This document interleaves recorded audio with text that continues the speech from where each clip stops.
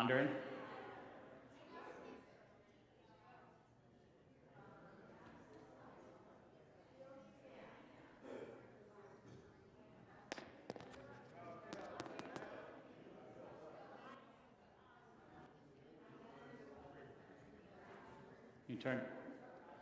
You want to turn it on, Brian, and I'll get started? Okay.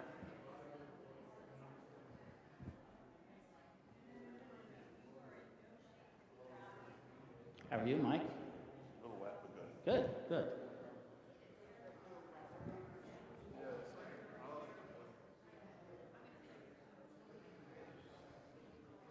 Can everybody hear me okay? All right. It's 11:16, and I know that we're already streaming, so, my nervousness goes up when all of a sudden I'm broadcast around the world. But hopefully for those who are online, the camera does not put 20 pounds on, because that would not go over well. But welcome, everybody. I'm glad that you could make it today to hear some of the ideas that we've been talking about within trustees. For those who don't know me, my name is Chris Davis. You probably better know me as Katie Davis's husband or the father of all the kids that have been running around here for so many years. I've been going to Mount Zion for a lot of years, 22 now. And of course, Katie grew up in this church. So it's always been home to us. And we have truly enjoyed raising our kids as a part of this congregation and benefiting from a lot of the ministries that are in place here at the church. So it's exciting to think about what's next and what possibilities there are for us as we move forward. So today's session is really just designed to kind of share some of the ideas that the Trustees Committee has been talking about. We've spent some time talking with various congregation members, getting a pulse check here, a pulse check there. And, it's really time for us to figure out if we're going to move this forward or not. And there's a lot of things that are going to happen for us to make that decision. And we felt it important to spend some time sharing our ideas, sharing the thinking, and then actively seeking input from the congregation in terms of what you think about it and what might be important for you and your family as we think about continuing our ministries. So the session today, so when you see me go like this, that's I'm pointing to you, Josh. There we go. That's advance the slide for those online. We're gonna spend some time starting off with introducing you to the team. It's not often that we get the chance to share all the various members who belong to the committee, so we want to introduce you to the trustees, members, and those that are part of the Pavilion Subcommittee, and share with you sort of the vision for this and why we feel there's a calling for this within our congregation. We'll talk about some examples within the community of churches that have these and the benefit that they've seen from them, give you a sense of what it looks like within their own congregation. And we'll talk about some potential features that could be had. And keep in mind, the list that we'll put forward is just a random brainstorm. So it is nowhere set in stone. And then we'll highlight some of the key steps that we'll have to take as a congregation for us to move this process forward, if in fact that's what we decide together that we want to do. We'll offer some time for Q&A. Now, please know that while we offer that time, and we are happy, we have some members of trustees here to answer your questions, and I think we have a mechanism to collect them online as well.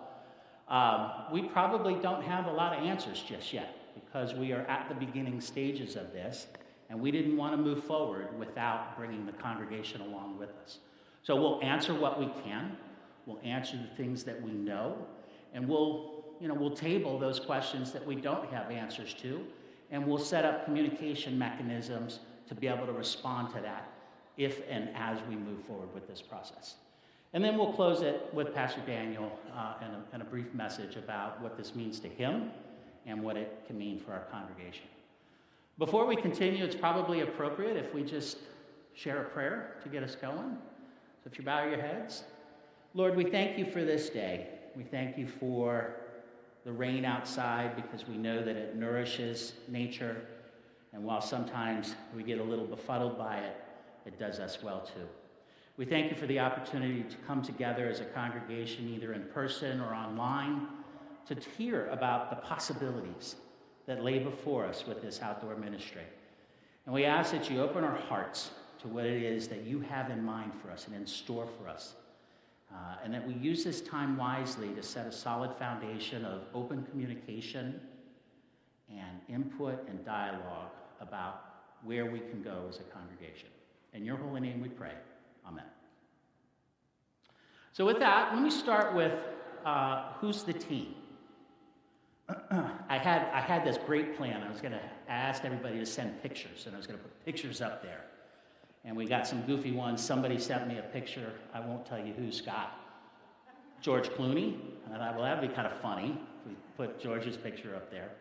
But we didn't get them for everybody, so, if you don't have it for everybody, then nobody gets their picture splashed up on the screen.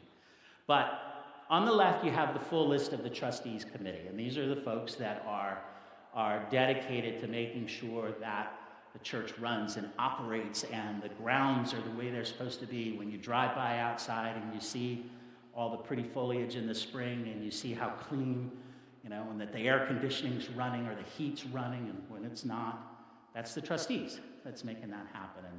And until I became a part of it, I didn't realize how much time and effort and energy trustees members put into it personally to take care of the church. And so that's been very much appreciated. Because we're sort of running this pavilion idea as a project, we of course have a subcommittee, because every committee has to have a subcommittee. That's how decisions are made in the United Methodist Church, and we know that all too well, right? So the subcommittee, you see the list there. We've brought in a professional. Sarah Gettier is a professional engineer to help us with connections into the county to make sure that we can get to a smooth permitting process, that we understand the technical requirements around construction like that. She's already done so much in helping bring forth a lot of her colleagues who have done this for other churches and other places and say, yeah, we can help you figure out how to navigate what can be a tricky process. So we're happy that Sarah's joining us. This team collectively has probably been discussing this at least since January of this year, when the new trustees committee came together. I know it's a vision that Pastor Daniel has had, and we're happy that we're beginning to take the next steps for what we do here.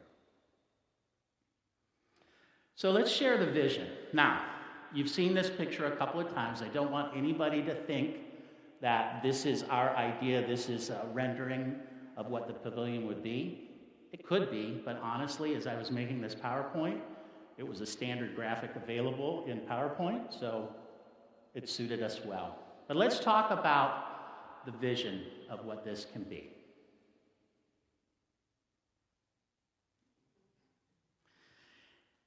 If you read the e-pointer that went out maybe a month or so ago, one of the things that strikes me, and as I shared a little bit about what this church and this congregation has meant to my family, the heritage of outreach is very strong within Mount Zion. I don't need to go through the list of the ministries that we have here, but there are many.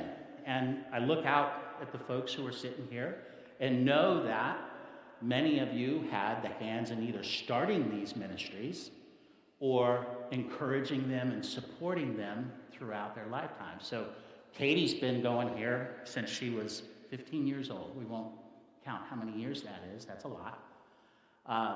And she's participated in these as a child, and she's participated in them as an adult as well.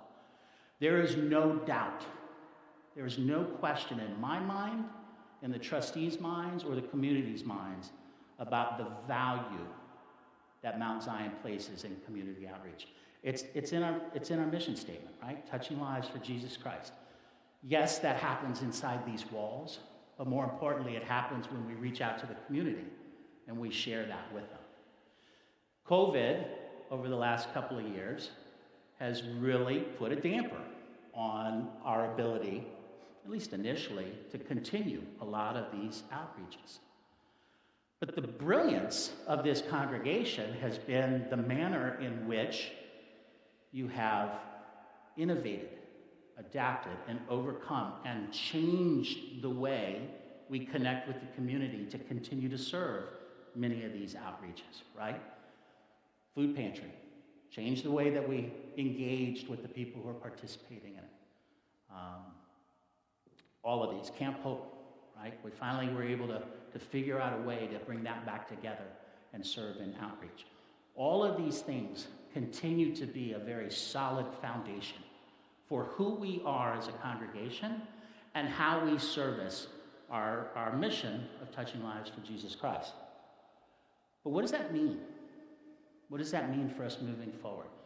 I believe that we're a church in transition. I believe that we constantly are faced with the questions, whether they be personal or they become congregational questions about what do we do to continue to strengthen not only our congregation, but the community that we serve around us. And there are lots of ways for us to do that, right? Carol's been able to get VBS back up and running, and I know that our community missed that dearly for a couple of years. But we've got to figure something else out.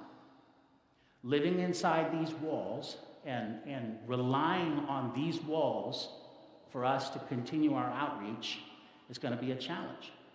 It's no mystery. You look around, and while attendance in church has gone up over the last several months, it's nowhere near where it used to be. For whatever reason, for whatever personal beliefs and safety people have, which we respect and we honor, we're not filling back up. So is there a way for us to innovate? Is there a way for us to bring our congregation back together that's safe, that makes people feel comfortable, that allows us to continue to strengthen internally and grow within the community? And I think there is.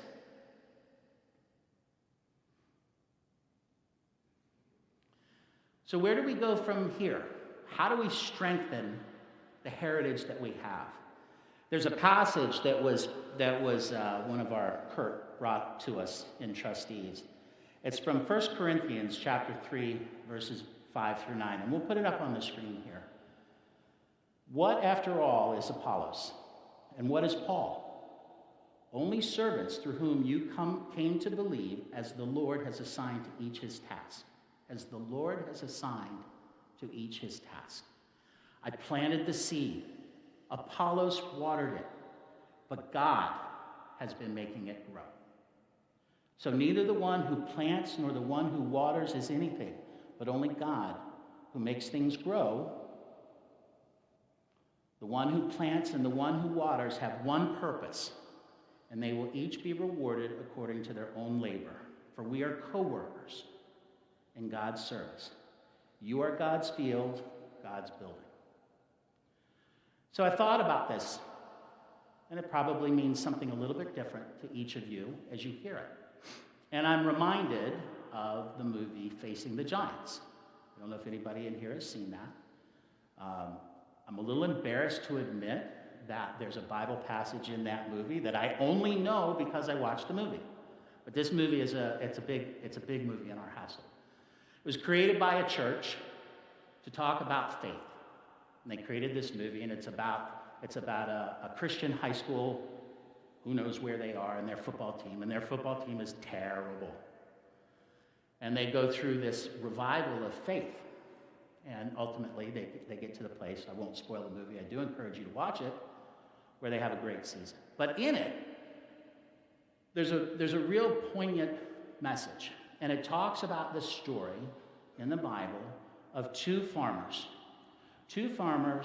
who prayed to God for rain, right? Their fields were bad. Their crops were bad. It hadn't rained in a long time.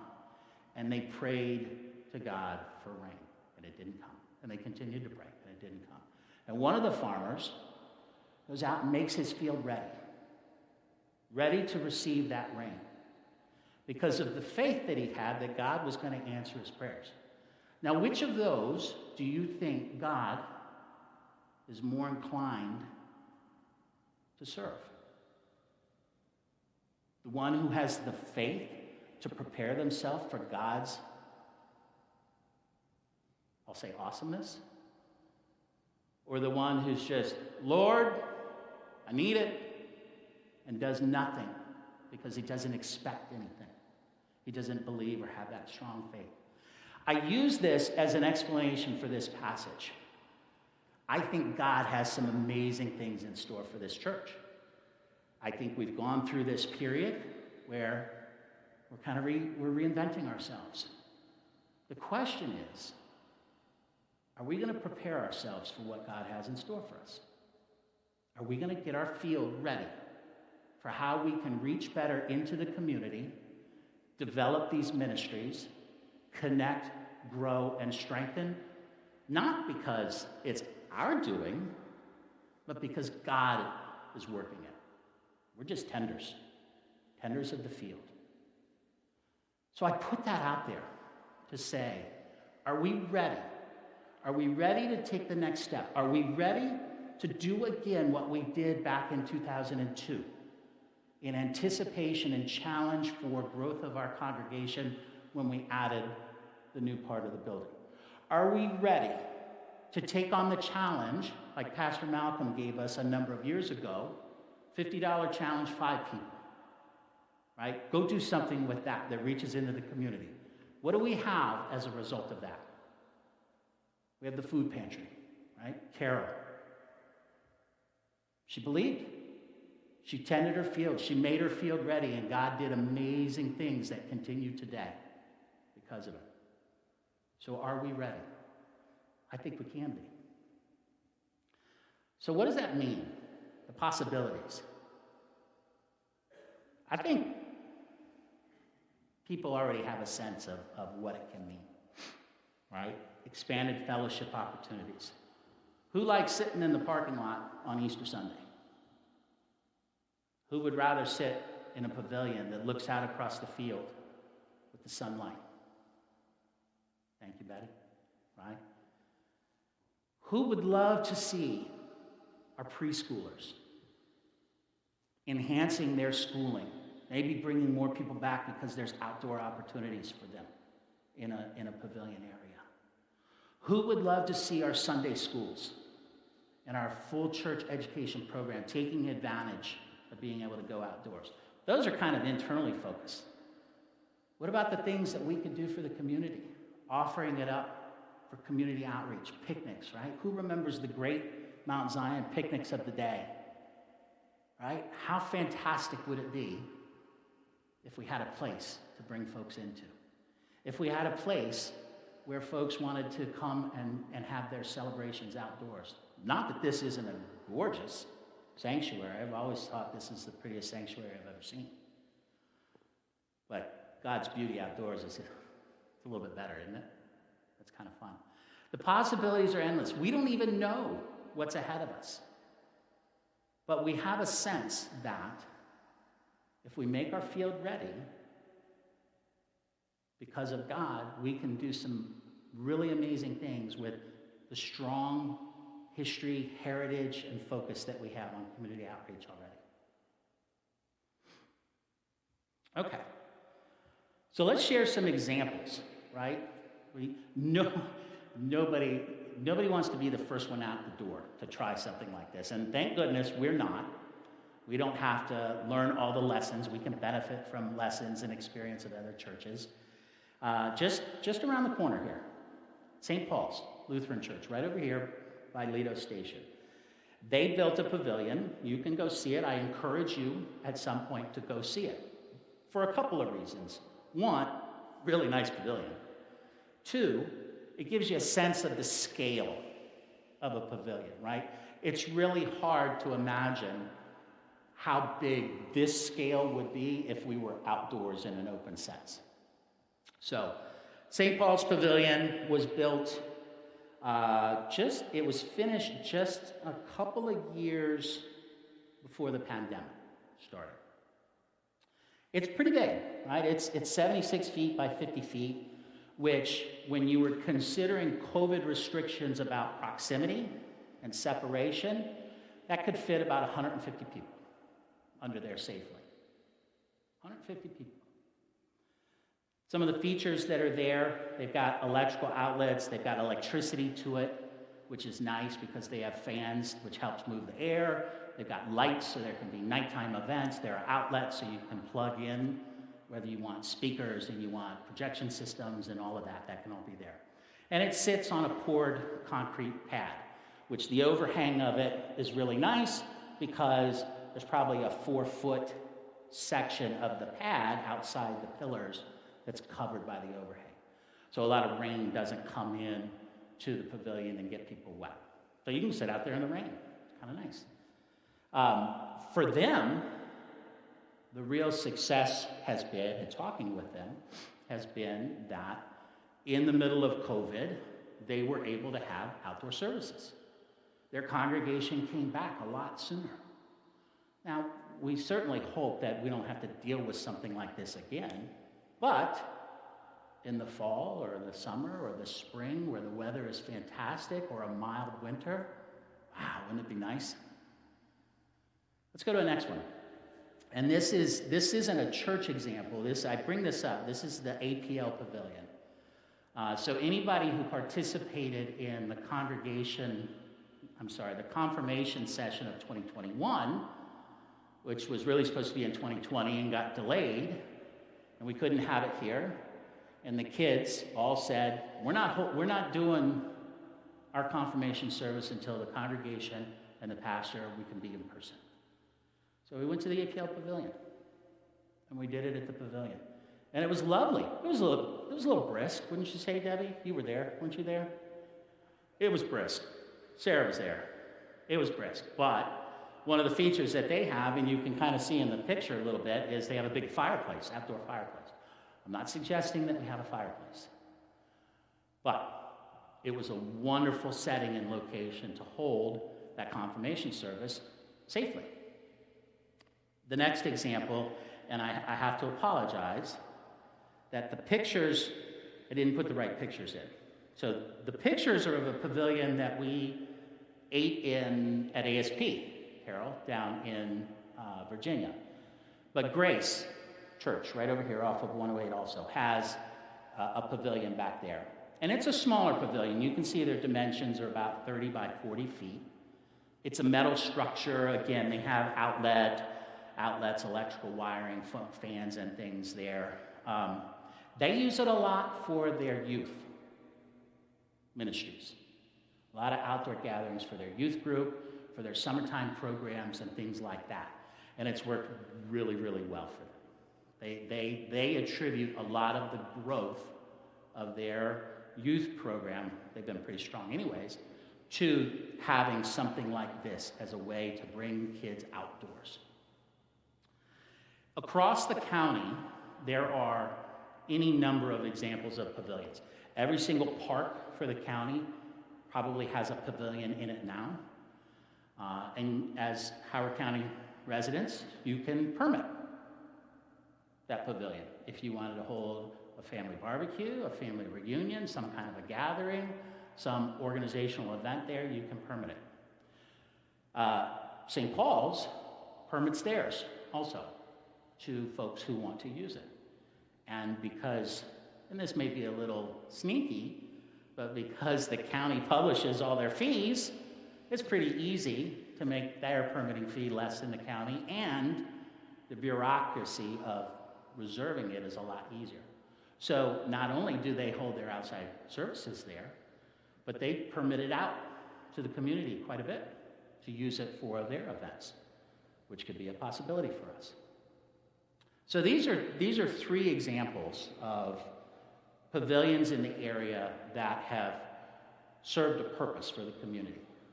And in the case of both of the churches, have met a need that before this went unmet. And I think that we have the option, we have the ability to do that same thing. So let's talk a little bit about what the features might be. We've talked about the size. is big. It's a big one. 50 by 70 something is big. Grace is small. And I encourage you to go take a look at them because you'll get a feeling for it. In their COVID state, they could probably only hold 80 people and keeping the spacing restrictions. So it'll give you a sense of that size. We haven't landed on a size yet because certainly with increased size comes increased cost. So we'll kind of figure that out as we go. But when we staked it out, you may have seen at some point early this spring and summer, you may have seen a bunch of stakes out there by the Gaga pit in the open area, where we kind of put a bunch of different dimensions, staked it out just to see, what's it look like? Does this feel right? Is this a good spot for it? So this is just another artist rendering. We want it to be, we think that it should be off to the open area here where the basketball, the Gaga pit, the volleyball are. It keeps it away from our septic system, which is a must. We have to do that for permitting reasons.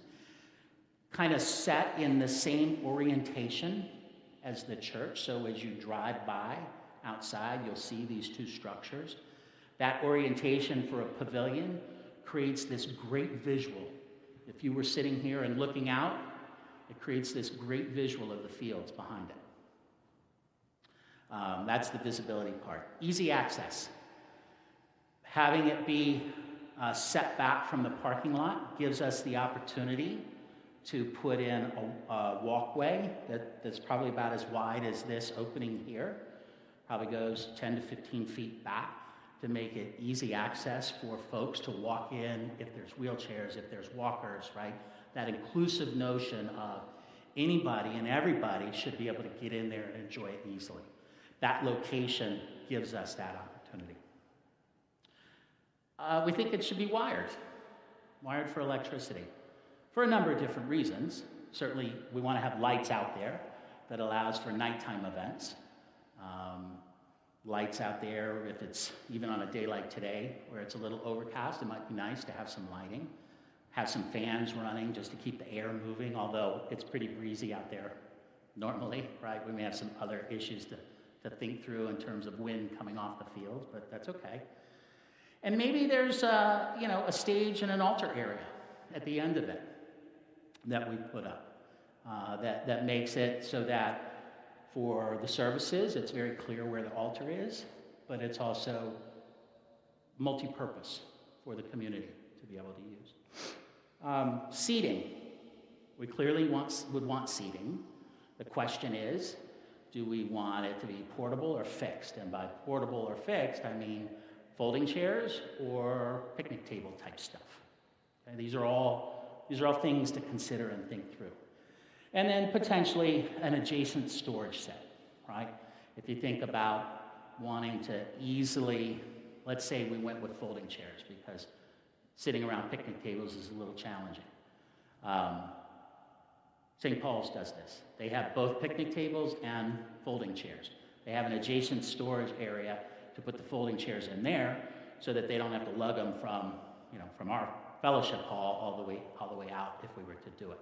But they also have picnic tables that they can push off to the perimeter when it's time for service. So just having adjacent storage kind of begins to answer some of the questions about, well, how would we get food service out there?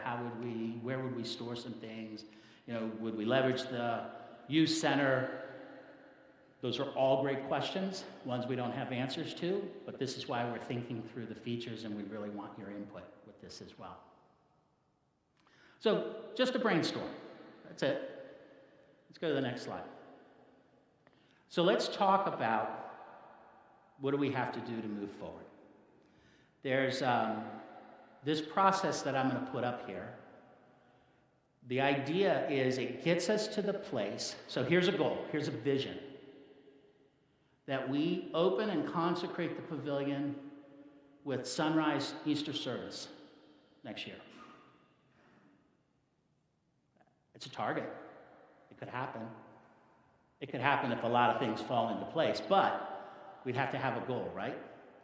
So what we have in terms of the immediate next steps is, one, we want to gather the entire congregation's input. So tomorrow, look for an e-pointer article that will have a link to an online survey that will give you the opportunity to answer, there's probably, 5 questions, Sarah? 5 questions.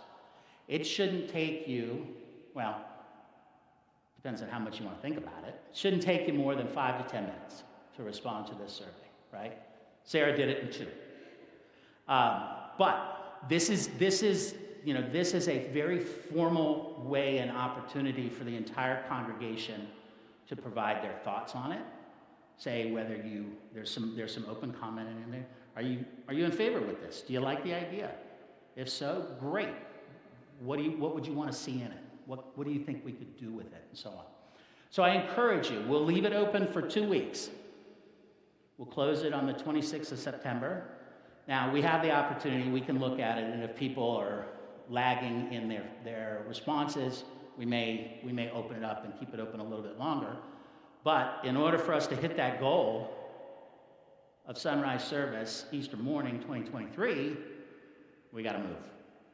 So we'll close the survey on the 26th, and then we're going to bring that to the trustees meeting where we will collate all of this, and we'll figure out the prioritized feature list from the congregation. And we'll also assess if the majority of the people who are responding are saying, yes, we like this idea, let's proceed with what we need to make a final decision, or no, and we'll kind of figure from that.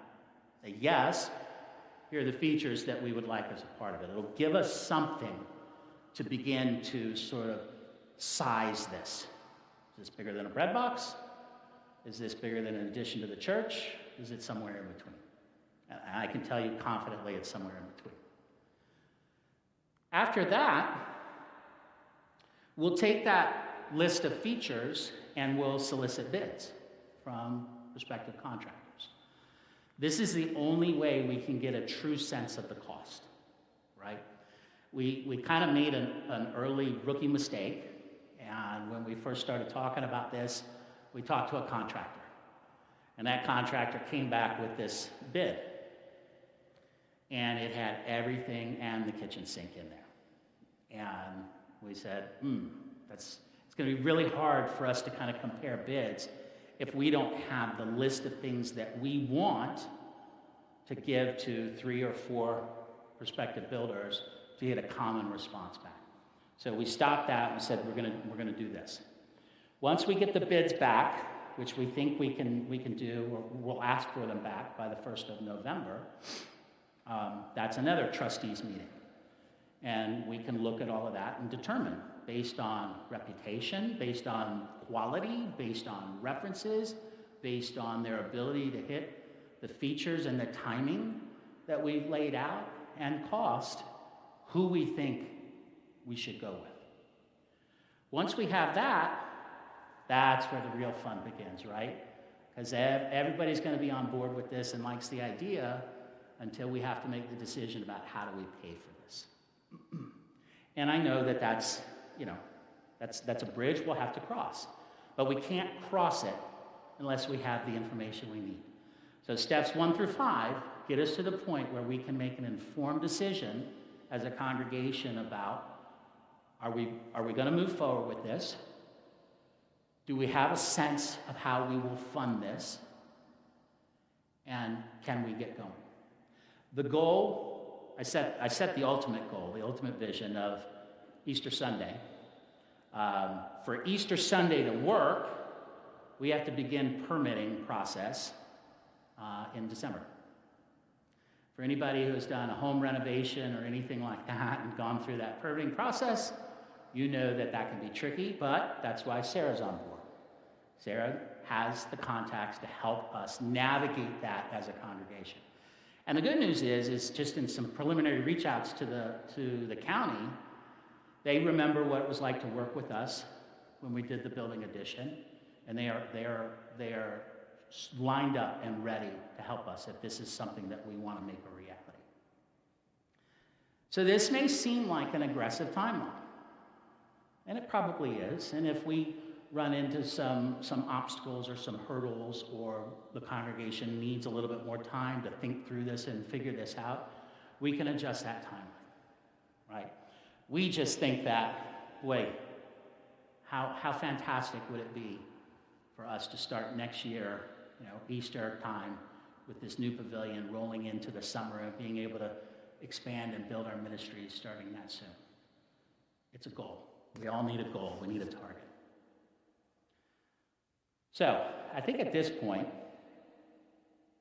it's open for questions. Now, I know I've tossed a lot out there, and even with everything I've said, I'm sure that I haven't even begun to scratch the surface of the questions that you may have.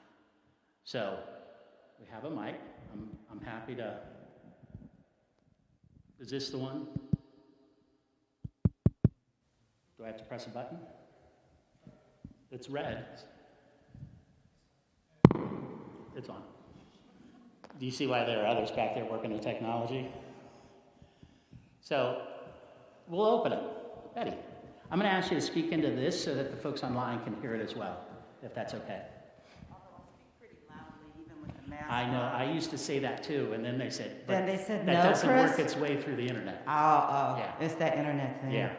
Good morning, I'm Betty Ames, and I just want to go on record for saying I am all for this pavilion. I am all for this pavilion. I think it's a great thing. But I have a question. Okay. All right. And I have my trustees team here to help me answer questions. Oh, I see a lot of the good They're trustees here. right here. Yeah. So I know you got who you need. And they may just want to think about this because this might affect your timeline a little bit. But I would wonder if it would be possible for you to post the features that the congregation brainstorms. So you're asking for the congregation to put in their information. If you could post that. Like, you don't have to post electrical outlets 58 times because you got it 58 times, but just to post the brainstorming ideas that people have, because no one, even as smart as we all are, no one's going to come up with all the ideas.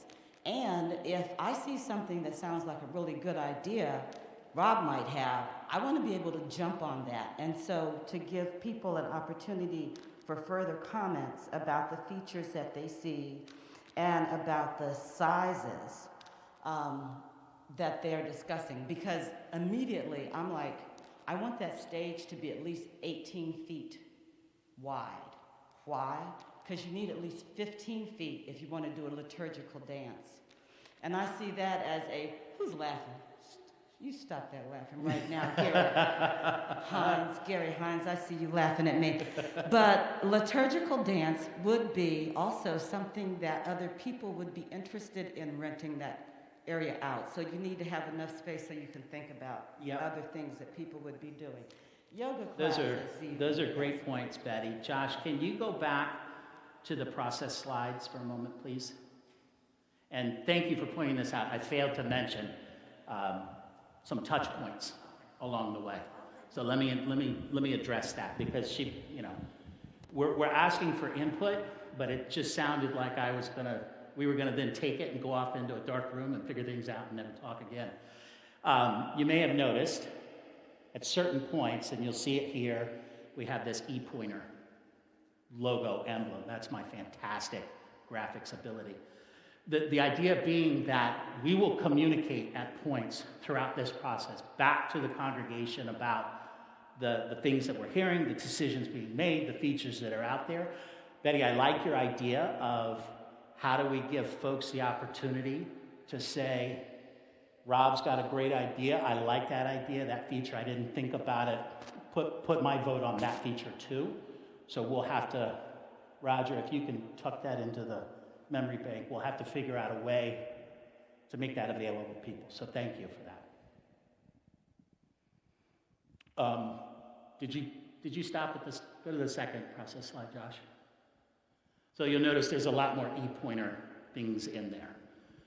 And with Pastor Daniel's help, we'll also figure out a way to make that more collaborative, not just a one-way push. Thank you. Yeah. It's on. I'm John Coombs, and I think this is a wonderful idea. I've been here 44 years, and I would love to see it come to fruition. The only thing I'm looking here is wondering where the architect is in all this. Somebody's got to design this once these decisions are made, and you can't really solicit bids without drawings, etc., specifications. And I'm wondering, what you thought about that at this point? That's a great question, and I'm going to call him Mr. Coombs because I told you how long Katie grew up in the church, so Mr. and Mrs. Coombs to me. The good thing, and that's a great point, because we did talk about should we, if you remember, there was an offering. I don't remember the time frame. It was right around Easter, I think. A special offering that was to go towards some feasibility studies, and we thought, should we take some of that and apply it to an architect? But the nice thing is, and you'll correct me, Sarah, is that the builders that we're looking at have design build services baked into it. So you can go to one firm, we'll go to several to get our bids, but each of those individual firms has design capabilities to design it, make sure it's architected, make sure it's engineeringly sound. And that saves money because it's baked into their fees rather than having to pay someone else to do the architectural design and then bring that back to it. It also saves us some time in the process, so that's good. The other thing that we have the benefit of, which is a little bit in line with this, is as part of the build of the addition to the church in 2002, we still have all of the county drawings that they call it the site plan, that sort of lays out church property, where things are. And a revision to that site plan is important as part of this process. And the fact that we have the originals means we don't have to pay somebody again to create that site plan.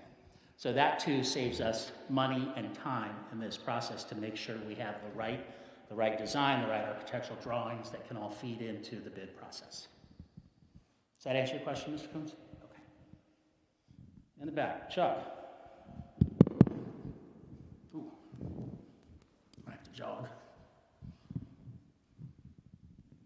Hi, like everybody else, I agree that it's a great opportunity for us, and the Scouts would have it'd be great benefit for the Scouts too.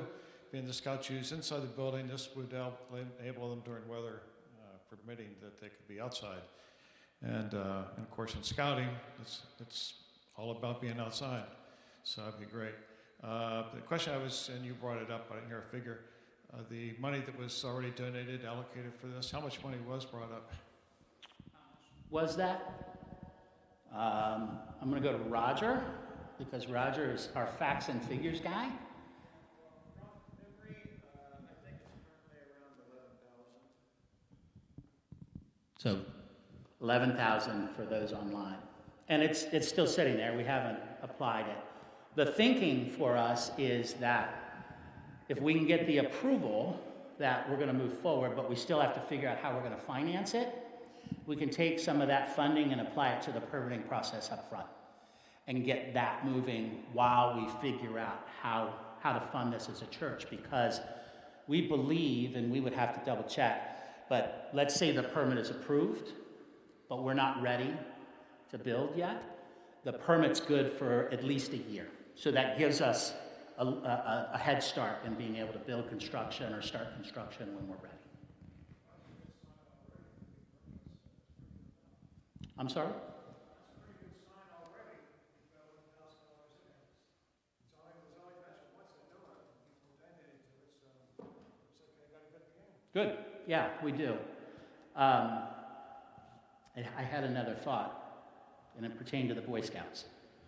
I was talking with Chuck Hawthorne. He might be surprised if he sees this online. And of course, he was saying, as we got to talking about the idea of this, but it really comes down to, in the end, how are we going to pay for it? He's like, well, we can bring the Scouts in to do things, and we can do this and do that. And that would be awesome. And the way that we accomplish that is is potentially, as we look at all these features, right, we can say, here are the features that we want the construction company to build. The pad, the electricity, the things that are not really DIY oriented. And then over time, we can sequence in through the help of the scouting program, whether it's Eagle Scout projects or just work projects. Our youth ministry, right? Carol, we've got folks that are really good at hammering and nailing things, can build a nice big stage there, Betty, for that kind of thing. We don't have to do all of this at once, right? We can stage this and sequence this as our financial appetite allows us. And then contract for those things that as a congregation we feel are beyond our capabilities. We have some online questions, okay. Starts there. Ooh, I was waiting for this question to come up. Wayne asks about sanitary facilities. That's a great question.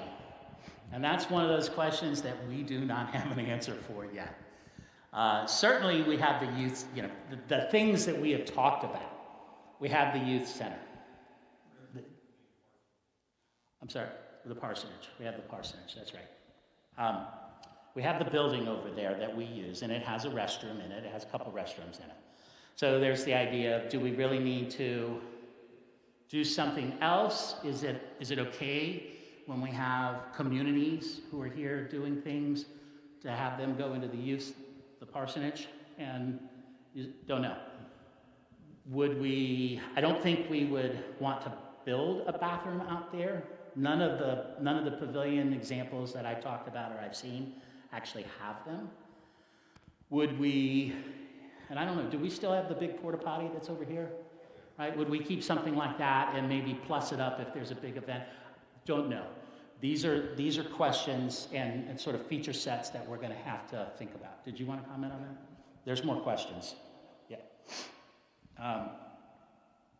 So Bonnie asks, what other capital improvements has the trustees considered that need to be done at the church, such as fixing the floor in the fellowship hall, as there are gaps between the floor and the bathrooms?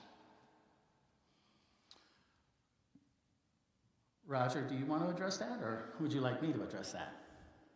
This is it. I'm happy to address that. So you're right, Bonnie. This church is not the building, the structure, the facilities, the infrastructure. It's not new.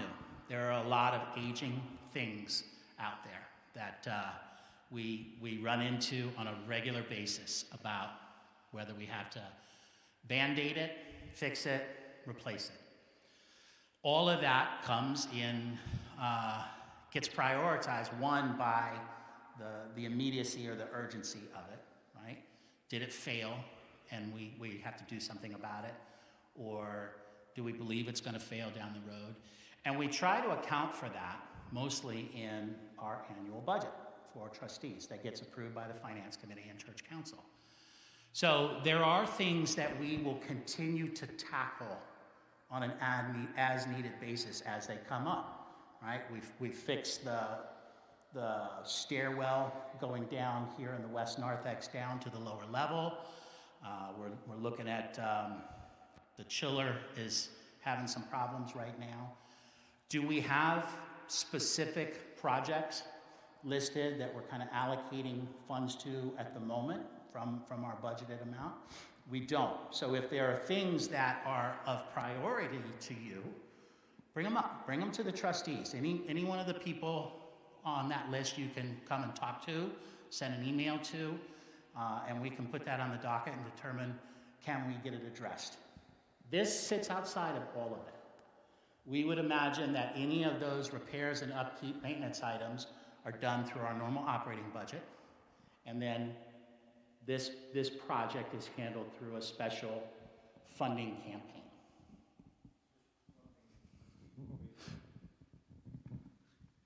We currently have over $100,000 in our capital reserve fund, and that's not intended for new construction. It's intended for repairs when needed.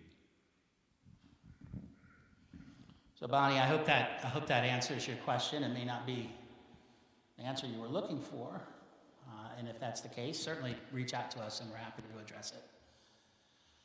I want to be sensitive to time. It's after 12. I thought this would go 45 minutes, but I'm happy to answer any questions and stay on as long as people want to talk. Yeah. Are there any boundaries at all that have been set within which brainstorm would have to fall? For example, the square footage, the shape of it, the materials from which it's built. Are there things that you would say, well, you can make a suggestion, but it's got to be between 3,000, 4,000. Don't recommend anything in terms of the size or the shape or the materials. What boundaries have been set that we have to confine ourselves to? That's a great question. I think fundamentally, there's probably only two boundaries that we have agreed to as a committee, and those are really set by the idea of where we want to put this, right? The space available. So the size of the structure is constrained to the space that we can fit it while meeting all of the permitting requirements and easement requirements to stay away from the septic system. So that kind of takes us to, we could probably go bigger than what we're thinking, which is a 70 by 40 structure. But the moment we start doing that, we begin to encroach on these easement areas that exist. Also, clearly, the boundary that is not hard set, but it's the bigger you go, the more it costs, because you start getting out of the 40 by 70 is a dimension that allows us to use standard dimensional lumber and structure pieces. So when you start to go beyond that, now you begin to add additional costs because you're getting into sort of unique structures. The second boundary, I think, and this may be me in the moment, and not the trustees committee as a whole, is just simplicity of the structure. So a rectangular structure is kind of what we'd like to confine our thinking to, for a couple of reasons. One, it's similar to what I just talked about, right? A rectangular structure to the size that we're talking about allows us to use standard dimensional lumber. If we start thinking about other shapes, other designs, now you're really getting into custom build, and the price of that just goes way up. The second thing is that we're kind of thinking about symmetry as part of this. The symmetry of a rectangular structure that looks and mimics the structure of the sanctuary as you're looking at it from outside. Now, I'm not talking about the interior part of it, but I'm talking about the way it's oriented, the fact that it's rectangular, the fact that it has similar dimensions to it is sort of that. If we start going outside of that again, then we risk bumping into our easements, we risk costs that become unnecessary, and we're trying to preserve a lot of that open space over there too. As if we were looking at the pavilion, Gaga pit, volleyball court, picnic tables this way, open space this way goes to the septic system and whatnot. We don't want to encroach too far this way because there's some lovely gathering areas and features of our open space out there that we want to preserve as we do this. Does that answer your question? Great. Any other questions? Anyone online? Pastor Daniel? Yes, sir, Mr. Koontz. John. Okay, I'll work on that. The orientation as to how a pavilion would be sited out here.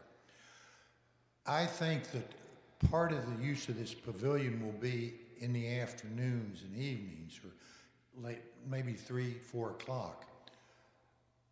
Some thought, I think, should be given to how the sun is going to be in the summers, or in the summer, so that you don't sit under the pavilion and have half the pavilion under the sun, if you understand what I'm trying to say. I'm not doing a very good job of it. But it strikes me that how this is going to be oriented versus where the sun is during the summer months may be a factor that should be taken into consideration. I agree, John, and I would ask you to put that in your comments, just so we keep it top of mind. The thinking that we have is that because it's oriented much the same way the sanctuary is, the sun will flow east to west, kind of over the top of it, and certainly in the winter it'll be down at a lower angle. And if we build it in a way, and this is where the ferns can help us think through this, and we have a sufficient overhang that can help block the sun coming in that side, can help block inclement weather coming in. We may find, our initial design tends to 80% of this. And after a year or 2 seasons worth of this, we say, ooh, maybe we need to put some screens up over here or something, right? So yes, that will absolutely be a part of the consideration as we think about orientation, placement, and overall design. But please include that in your comments. Anyone else? Anyone online? All right, well, I thank you. I thank you for taking the time. And I know it's very important that we get you out of here because the Ravens play at 1 o'clock. So that's a must. But I do want to, and who? No. We're not even announcing that. I might give you the Commanders. But I've asked Pastor Daniel to kind of come up and give a closing message for this.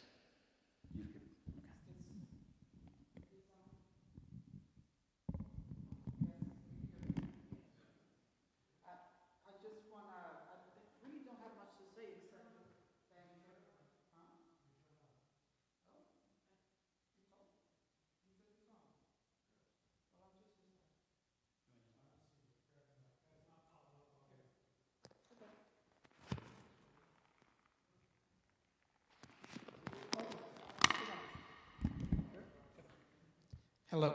Okay. So I don't have much to say except to, be thankful for all the work that the trustees are doing on this. And the only thing that I was thinking is, I was thinking about birds and nests as you were talking. Because I just recently discovered that, did you know that a bird builds a nest not for the bird, but for the babies that are coming up? Do you know that? Like, the bird never lives in the nest. That's for the babies that are going to come later. And when I hear this conversation about the pavilion, I don't think we're just talking about how is this going to benefit you and me in the next 5 years and how we're going to enjoy it, which we are. But I think, we're thinking, how can we continue to benefit the work that God has placed in this congregation? And I know that, you've been talking about it for a long time. You said my vision. Actually, that was not my vision. When the moment I step in here, they're like, can we build a pavilion? And then the pandemic just made it so clear to us that we needed a space to continue to do ministry in a way that was going to be safe to all of us. So I just want us to be in prayer for this so that we may envision the immediate future and the long-term future that God is calling this congregation to embrace. And I think that we are in a wonderful space, location-wise, space-wise. I know that at some point you decided to buy 5 extra acres of property. If you were the people who made that decision, you made the best decision ever for this congregation, because this continues to allow us to look into the future, not just for us, but for those who are going to be here when you and I are gone. So pray about that, think about that, and I think that this is part of that. So thank you, Chris. Yes, I will close you in prayer, and thank you for being here and those online, and let's be in prayer for this, right? Okay, let's pray. God, we are thankful for the surprising ways in which you continue to move us forward. And I, again, continue to be amazed at the way you have blessed this congregation. It almost seems like we have had a plan all along, but in reality, you have been planting the seeds within this congregation 20, 30, 40, 50 years ago. And now we are here just to kind of see the crop and have this opportunity to be blessed by the seeds that were planted so many years ago. So we are at this juncture where we are being invited to dream and envision a future that would allow this congregation to be in service to ourselves and the community. We pray that this project is not a personal project or a group project, that this may become your project that we're joining. So guide us in the discerning process, guide us in the questions, guide us in the answers, guide us in the way we're going to provide for this, so that once again we may remember that you continue to see a future that is in front of us, where there is plentiful of blessing, of people and resources to do your work. Take us home, and may we continue to join you in the work that you're calling us to do. In Christ's name we pray. Amen. Thank you, everyone. Thank you, everyone. Just a reminder, look for the e-pointer tomorrow.